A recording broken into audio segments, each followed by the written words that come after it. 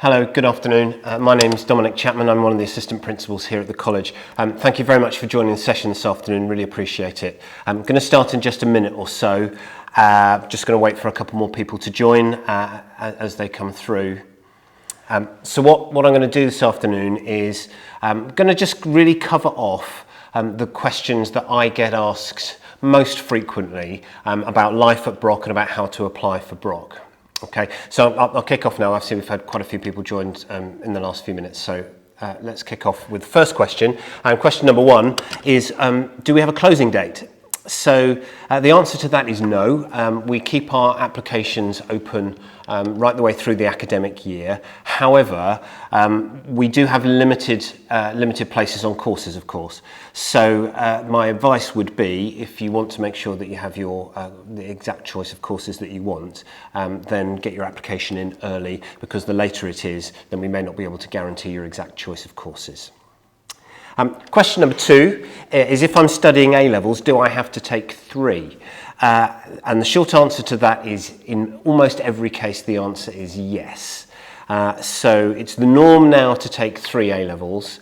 Under exceptional circumstances, we will look at students taking 2 A-levels if there's particular reason, perhaps medical reasons or something like that, which means that they may not be able to do a full programme.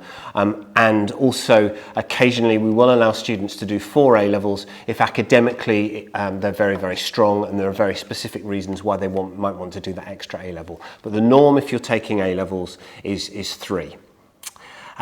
Another very frequently asked question about combination of courses is, can you combine a vocational course with A-levels? And the answer to that one is no.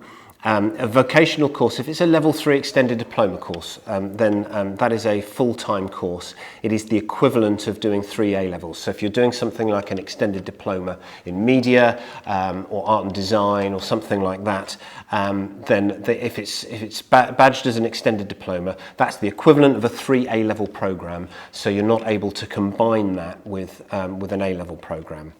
We do have a number of smaller vocational courses which are the equivalent of 1 A-level. We have about half a dozen of those. So that's things like criminology, applied science, IT, dance, music, technology. Those courses you can combine with A-levels because they're equivalent of 1 A-level. And if you look in the prospectus, actually they will be under the A-level section, so you can combine those with an A-level program. Question number 4 is, what if I change my mind about the courses that I want to study? So this happens a lot. We recognise that things might change between the time that you apply and the time that you arrive. As we sit here now, it's obviously sort of towards the middle of November. You won't be joining us until the beginning of September next year, and things can change in that time. So you might be absolutely dead set on history, for example, but have a really, really great year in geography and want to change your mind. So we do allow changes to take place after you have applied and had your interview, subject to a couple of things. So number 1 is that you meet the entry criteria for the course, and number 2 is that there's space on the course available. So we do allow those changes to happen at any time. So if you have a change of heart throughout the year, all you need to do is phone us up or drop us an email to make those changes. Quite a lot of students will try out subjects at our Freshers' Day, which is at the end of June, and hopefully by the time we get to June of 2021, we'll be able to run that as we have done in the past in previous years, rather than this exceptional year. So a lot of students will try subjects on Freshers' Day and then make some decisions, or indeed you might find that you want to change after you get your GCSE results. So providing you meet the entry criteria and we've got space, that won't be a problem. Question number 5, which is probably, although I've put it at number 5, is probably the question I get asked most of all, which is, what happens if I don't get the grades that I need? Quite a simple answer to this. There's 2 answers. One is don't panic, and the second one is come and talk to us. So, we recognise absolutely that things sometimes don't quite go according to plan as far as GCSEs are concerned, and that might mean that you won't be able to take your first choice of courses.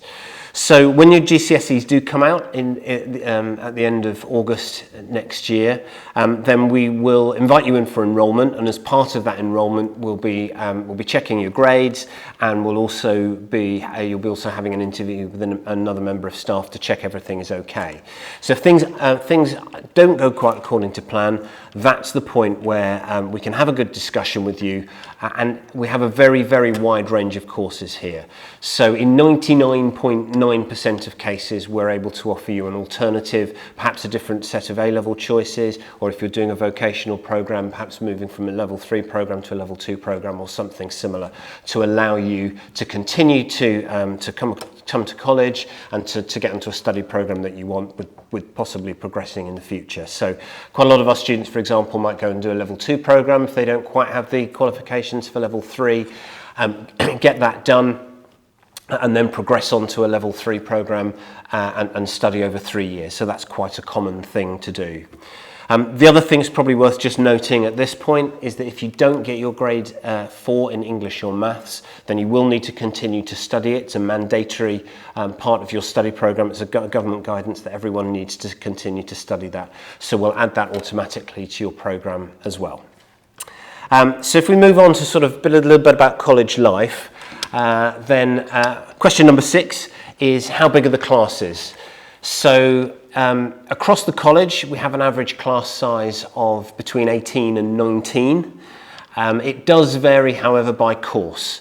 So at the top end, we probably have classes of around about 25. At the lower end, probably about 12 or 13.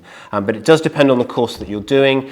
Some classes are limited by physical size. So if you're doing, for example, science subjects or IT-based subjects where you need to do experiments or work on equipment, then that will dictate how large the class sizes are. Otherwise, it will vary slightly, but on average, around about 18 or 19. Number 7 is, what's the times of the college day? So our normal college day runs from 9 until 4:20. We're running a slightly different timetable for COVID this year, but we're hoping to be able to return to our normal 9 to 4:20 times for the college day for September. Question number 8, which follows on from this, is do I come into college every day? So yes, you do. A typical student here at the college will have somewhere between 15 and 22 hours of timetabled lessons per week. That will be the range of different things that you do. It will be your main subjects, it will be enrichment, it will be your tutorials, directed study, and a number of other things that will form your overall study program. So within that, you should expect to be in college every day. However, you may not be in college all day every day. So you will probably find that you might have an afternoon free, or a later start in the morning, or something similar to that. So one of the big differences between what you'll be experiencing at school now and at college is that although we register every class, you don't have to be in college if you don't have lessons. So if you're fortunate enough to have an afternoon off, if you're able to leave at lunchtime, or if you have a slightly later start in the morning, you don't have to get here until just before your lesson. So that's one big difference between what you'd be used to at school at the moment and what it's going to be like here at Brock next year. So what about getting here? So question number 9 out of my top 10 is, how do I get to college? So the vast majority of our students either travel in by bus or by train. We have an incredibly wide catchment area. So we have students that come from as far north of Salisbury into Southampton in the east, right across to from the other side of Poole in the west. And we also have around about 50 students who are travelling across daily from the Isle of Wight. So we have a very, very big catchment area. Most students, as I said, come in by bus or by train. So we have a college bus service. We operate, I think it's 16 different services this year. Those bus services come from the north, down from Salisbury. It comes from the Waterside area to the east and into Southampton, the Totton area. In the west, we have a bus that goes from Bournemouth University right the way through Bournemouth, Castle Lane and out to the college. We also service the Lymington and New Milton areas from that area, also Ringwood, Burley, Burton, all those areas. So pretty much wherever you live, if you're not close to a train station, then there's every likelihood that you'll be able to get our bus service relatively easily. If you are close to the station, then we have very regular train services that come into the college. So we actually have about 1,000 students a day that come in come in from both the Bournemouth and Southampton directions.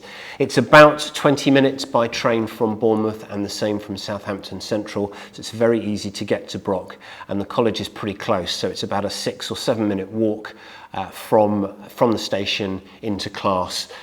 We are very fortunate to work quite closely with South West Trains, so the departure and arrival times of trains in the morning and the afternoons tie very neatly around the college day, so that you should be able to arrive and get to college really easily through the bus and the train service. Final question then is about financial support, and is there financial support available? So yes, there is financial support available for some students. There is a bursary available for those households who are on a low income.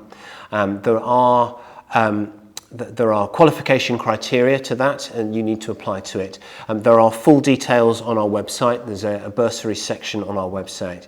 As a rule of thumb, the discretionary bursary is available for those who have a family income. This year it's of £18,000 and below. That's net and doesn't include any other benefits. There are also a number of other bursaries available too, if you're living independently or you're a care leaver or something of that, or if you're over 19. Also, we have a free college meals service, which is largely similar to free school meals. The qualification criteria are a little bit different. However, as a rule of thumb, if you are currently getting free school meals, then you should be able to qualify for free meals when you get to college too. So there's plenty of information about financial support on the website through the bursary section, and also I didn't mention when I was talking about travel, but there's a comprehensive travel section as well, which shows you all the bus routes, all the prices, as well as train times as well. So hopefully there's plenty of information there to sort of help you work out how you're going to get into college when you get here. So I hope that's been useful. Those are the sort of top 10 questions that I always get asked. I hope this the event today has been really good for you. I hope you've had the opportunity to speak to some of our teaching staff. We've loved the opportunity to be able to do that, and it really goes for me to say best of luck with your GCSEs over the next few months, and we're really looking forward to seeing you here at Brock next September, ready to start your new courses. So thank you very much, and cheerio. Bye-bye.